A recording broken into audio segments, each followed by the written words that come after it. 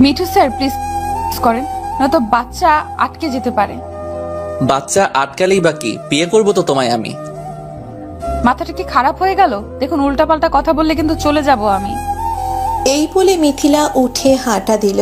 মিঠু পেছন থেকে ওর হাতটা টেনে ধরে। মিথিলা গ্রামের একটা সহজ সরল মেয়ে। ওদের বাড়িতে একজন অফিসার এসেছে। সে এনজিওতে চাকরি করে। নিজের কাজেই এসেছে মিথিলাদের গ্রামে। মিথিলা এই গ্রামের মেম্বারের মেয়ে। মিঠু স্যারকে কিছুদিন নিজের বাড়িতে রাখার দায়িত্ব নিয়েছে মিথিলার বাবা। মিথিলার সাথে রোজ কথা হতো মিঠুর। একসাথে অনেক সময় কাটিয়েছে দুজন।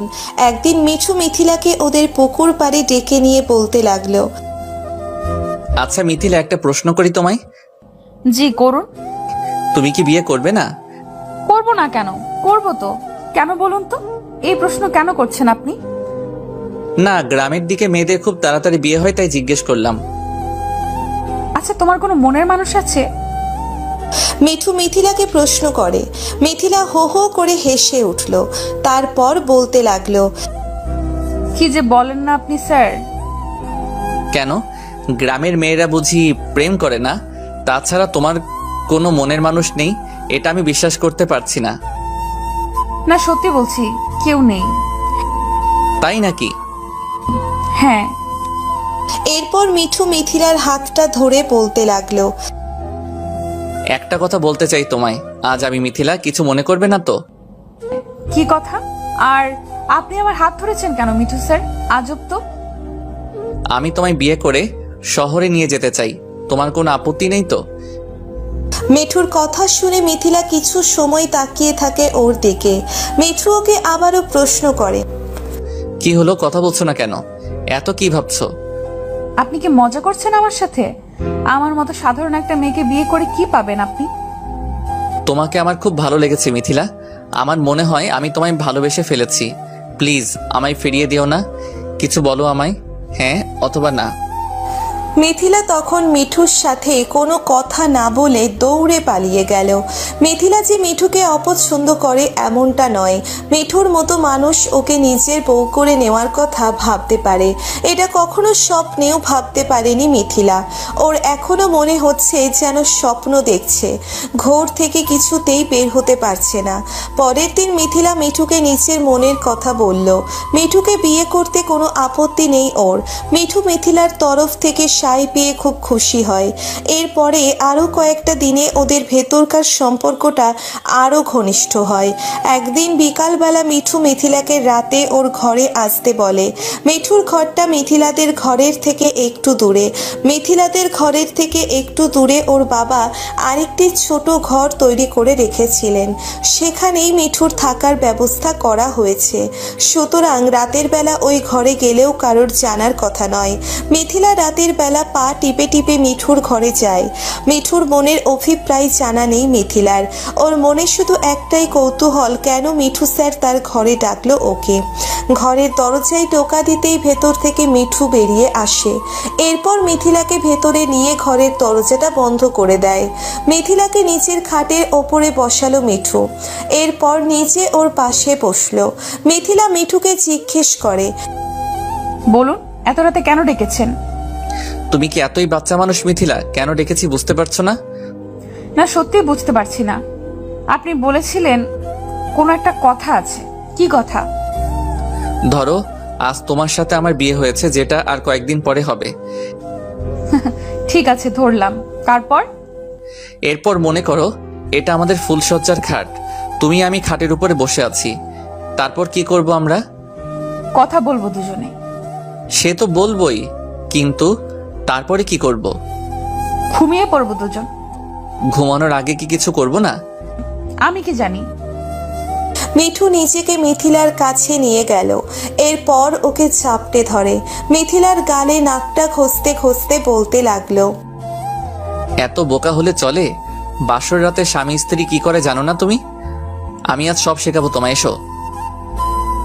এই বলে মিঠু মিথিলার বুকের ওপর থেকে ওড়নাটা সরিয়ে নিল। মিথিলা বাধা দিয়ে বলল, এ কি করছেন? চুপচাপ বসে থাকো। মিথিলার শরীরের পোশাক খোলার চেষ্টা করতে লাগলো মিঠু। মিথিলা আবারও বাধা দিয়ে উঠল ওকে। একদম ভালো হচ্ছে না কিন্তু। কি করছেন এগুলো? আমায় বিয়ে করতে চাও? আমার সাথে শহরে যেতে চাও? সারা জীবন আমার বউ হয়ে থাকতে চাও তো? হ্যাঁ চাই তো। তাহলে আমার আদর কেন চাইছো না তুমি? আমাদের যে বিয়ে হয়নি এখনো। মনে মনে বিয়ে হয়ে গেছে আমাদের। আমরা দুজন এক না হলে আমার ভেতরের সম্পর্কটা গাঢ় হবে না কখনোই। এসব কি বলছেন আপনি? আমায় যদি সত্যি ভালোবেসে থাকো আজকে রাতের জন্য মেনে নাও, আমায় বাধা দিও না। এত আদর দেব সারা জীবন ভুলতে পারবে না। মিঠুর চোখের দিকে তাকিয়ে আছে মিথিলা। মিঠুর চশমার গ্লাসে নিচের মুখটা দেখতে পাচ্ছে মিথিলা। ওর শরীরের ফর্সা চামড়া ঘামে ভিজে চিকচিক করছে। মিথিলা মিঠুকে অবাক করে দিয়ে ওকে জড়িয়ে ধরল, যেন নিজেকে সমর্পণ করে দিল মিঠুর কাছে। মিঠু ওর নিবেদন স্বীকার করে নিল সানন্দে। সারা শরীর আদরে আদরে ভরিয়ে দিতে লাগলো। এক পর্যায়ে মিথিলা দুষ্টুমি করে মিঠুর ট্রাউজারের ভেতরে নিজের হাতটা ঢুকিয়ে দিল। ভেতরে উষ্ণ বিশেষ কিছুর সন্ধান পায় সে। পরক্ষণেই হাতটা বের করে আনলো। মিঠু বলতে লাগলো, কি হলো, হাতটা বের করে আনলে কেন? জুনিয়র মিঠু সাহেবকে কি ভালো লাগেনি? ইস, জানি না আমি। জুনিয়র মিঠুকে দেখবে? মিথিলা কোনো কথা না বলে চুপ করে বসে থাকে। মিঠু ট্রাউজারটা খুলে মেঝেতে ছুঁড়ে ফেলে দিল। এরপর সে মিথিলার হাতটা নিয়ে নিজের দুই পায়ের মাঝখানে রাখলো। মিথিলা মাথা ঘুরে একবার তাকালো সেই দিকে। মিঠু প্রশ্ন করে, নিতে পারবে তো ভেতরে নাকি ভয় হচ্ছে? না, পারবো না, মরে যাব আমি। মিঠু মিথিলাকে ধাক্কা মেরে বিছানার ওপরে ফেলে দিল। এরপর তড়িঘড়ি করে ওর শরীরের ওপরে উঠে পড়ে। এদিকে মিথিলা ভয়ে কাঁপছে। মিঠু নিজেকে মিথিলার ভিতরে স্থাপন করার প্রস্তুতি নিচ্ছে। এক পর্যায়ে মিথিলার প্রবেশদ্বারে নিজেকে রেখে ওর ওপরে শুয়ে পড়ে। মিথিলা মীরম যন্ত্রণা সহ্য করতে না পেরে আটকে উঠল। সেই সাথে মিঠুর পিঠটা শক্ত করে খামচে ধরে। মিঠু নিজেকে পুরোপুরি মিথিলার ভিতরে নিয়ে গিয়ে কোমর দোলাতে শুরু করলো। মিথিলা ততক্ষণে নিজের যন্ত্রণা হজম করে নিয়েছে। মিঠুর দিকে তাকিয়ে বলতে লাগলো, প্লিজ কন্ডম ইউজ করেন মিঠু স্যার, বাচ্চা আটকে যেতে পারে। আমার বাচ্চা নিতে এত ভয় তোমার? দুদিন পরে বিয়েই তো করবো আমরা। আমি চলে যাব কিন্তু এরকম বললে। বললেই হলো নাকি? তোমায় যেতে দেব না সারা রাতেও, একটু একটু করে স্বাদ নেব তোমার। তাই নাকি? হ্যাঁ মহারানী। আরো অনেকটা সময় কেটে যায়। মিঠু মিথিলাকে জিজ্ঞেস করে, আমার একটু পরেই বেরিয়ে যাবে, কি করব বলো? ভেতরে ফেলুন। যদি বাচ্চা আটকে যায়? কিছুই হবে না, আমি ওষুধ খেয়ে নেব। ভেবে বলছো তো? হ্যাঁ, ভেবেই বলছি মিঠু স্যার। আমার শরীরের ভেতর আপনার ভালোবাসার বন্যা বইয়ে দিন, আমাকে সিক্ত করে দিন। মিঠু মিথিলার মনের ইচ্ছে পূরণ করে। এরপর কিছুক্ষণ শুয়ে রইল মিথিলার ওপরে। কিছুটা সময় পরে মিথিলার ওপর থেকে উঠে বিছানার ওপরে বসলো। মিথিলাও উঠে বসলো। মিথিলা মিঠুর দিকে এক দৃষ্টিতে তাকিয়ে রইল। মিঠুর সারা শরীর ঘামে ভিজে একাকার হয়ে আছে। মিথিলা হঠাৎ মিঠুকে জড়িয়ে ধরলো। তারপর বলতে লাগলো, কোনোদিন ছেড়ে গেলে আমার আর মরা ছাড়ার কোনো উপায় থাকবে না মিঠু স্যার। ভালোবেসে আজ সবটা উজাড় করে দিলাম আপনাকে। ধুর পাগলি, কোথায় যাব আমি? তোমাকে ভালোবাসি বলেই তো তোমায় নিজের করে নিলাম।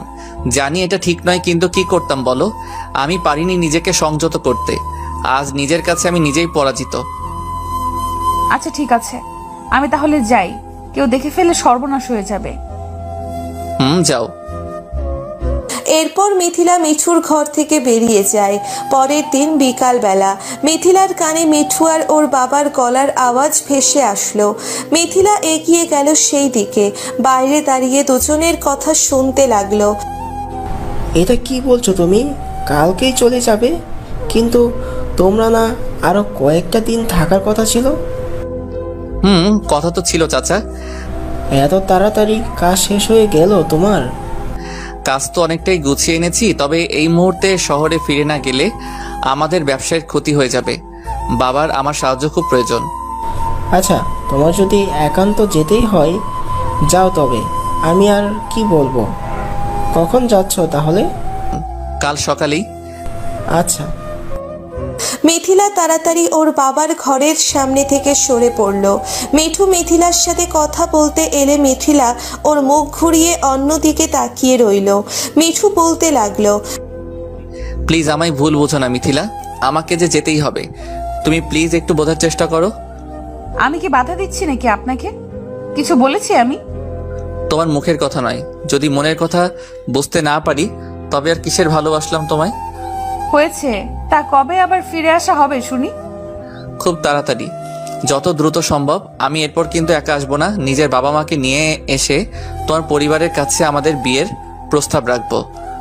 সত্যি বলছেন তো? তোমার কি এতটাই বিশ্বাসের অভাব আমার প্রতি মিথিলা?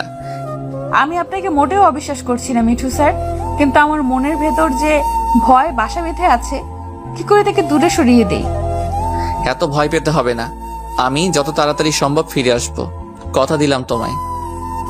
মিঠু মিথিলাকে বুঝিয়ে পরের দিন সকালবেলা নিজের শহরে চলে যায়। মিথিলা নীরবে নিভৃতে নিজের চোখের জল ফেলে, কিন্তু ওর সেই চোখের জল কেউ দেখতে পেল না। মিঠু চলে যাবার পরে রাতে মিথিলার মা কোথা থেকে এসে ওর হাতটা ধরলো ধপ করে। মিথিলা প্রথমে একটু ভয় পেয়ে যায়, নিজের মাকে বলতে লাগলো, এ কি মা তুমি? হ্যাঁ আমি। তুমি কি করছো এখানে? আমার সাথে আয়, একটা জিনিস দেখাবো আজ তোকে। কি জিনিস? আগে চল, তারপর বোঝাচ্ছি। মিথিলার মা ওকে এক প্রকার টানতে টানতে মিঠুর ঘরের দিকে নিয়ে গেল। মিথিলা বুঝতে পারছে না কিছুই, কি ঘটছে। মা ওকে টানতে টানতে এক পর্যায়ে মিঠুর ঘরে নিয়ে আসলো। এরপর মিঠুর বিছানার চাদরের ওপরে নির্দেশ করে বলতে লাগলো, এটা কি দেখ ভালো করে। মিথিলা বিছানার চাদরের দিকে তাকিয়ে যেন আটকে উঠল। রক্তের ছোপ ছোপ দাগ বিছানার চাদরের ওপর। মিথিলার বুঝতে বাকি রইল না এই দাগ ওর সতীত্ব হারানোর দাগ। নিজের সতীত্ব মিঠুর কাছে সমর্পণ করেছিল মিথিলা, এই দাগ তারই নিদর্শন। মিথিলাকে চুপ থাকতে দেখে ওর মা রাগে ফেটে পড়ে।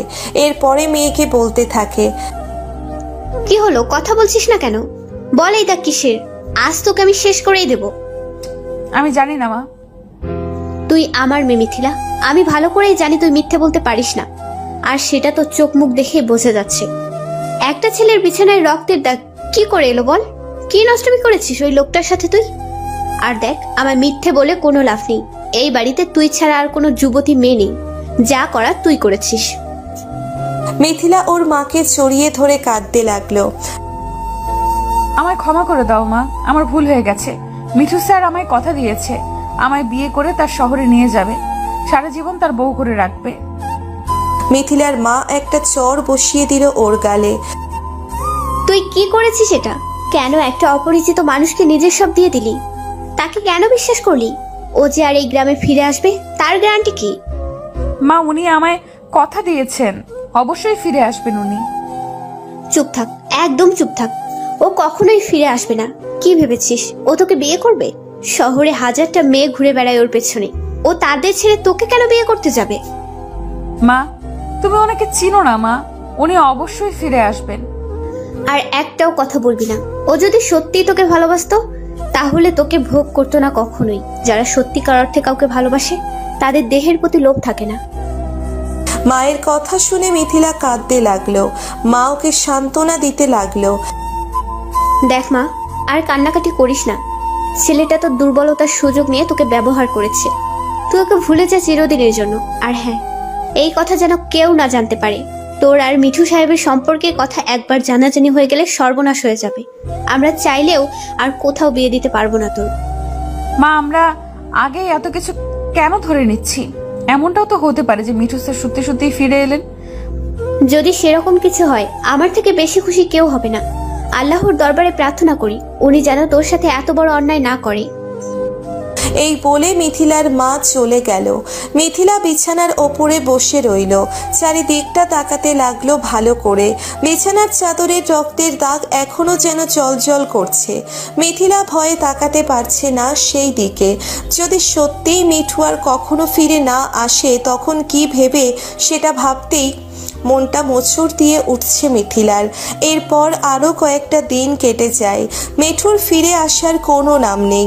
মিথিলা ওর জন্য অপেক্ষা করতে থাকে। দেখতে দেখতে একটা মাস কেটে গেল। মিথিলার মাথায় চিন্তার বোঝা ক্রমাগত ভারী হচ্ছে।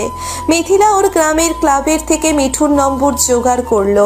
ভাবলো একবার মিঠুর সাথে কথা বলবে, কিন্তু সেই নাম্বারে কল করে আরও বেশি হতাশ হয় মিথিলা। মিঠুর নম্বরটা বন্ধ বলছে, আর কোনোভাবেই যোগাযোগ করা গেল না তার সাথে। তবে কি মা যা বলেছে তাই সত্যি? মিঠু সাহেব ধোঁকা দিল মিথিলাকে? সন্ধ্যাবেলা বাড়ি ফিরে মিথিলা লক্ষ্য করছে ওর মা আর বাবা কোনো একটা বিষয়ে কথা বলছে নিজেদের ভেতরে। মিথিলা তাদের কান না দিয়ে নিজের ঘরে চলে যায়। কিছুক্ষণ পরে মা মিথিলার ঘরে এসে ঢুকলো।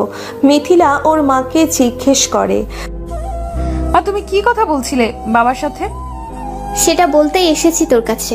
তার আগে একটা কথা বল, তুই কি ওই ছেলেটাকে ভুলতে পেরেছিস? এই কথা কেন জিজ্ঞেস করছো মা? কারণ আমরা তোর বিয়ে ঠিক করেছি, 2 দিন পরে পাত্রপক্ষ দেখতে আসবে তোকে। মায়ের কথা শুনে মিথিলার মাথায় যেন বাজ পড়ল।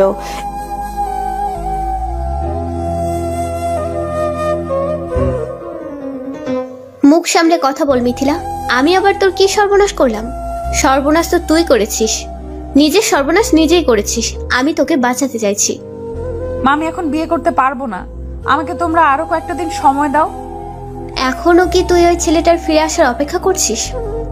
মা আরো কয়েকটা দিন দেখি না। আমার মেয়ে হয়ে এত বড় বোকা কি করে হলি তুই? ও কখনোই ফিরে আসবে না। 1.5 মাস অতিক্রম হয়ে গেল।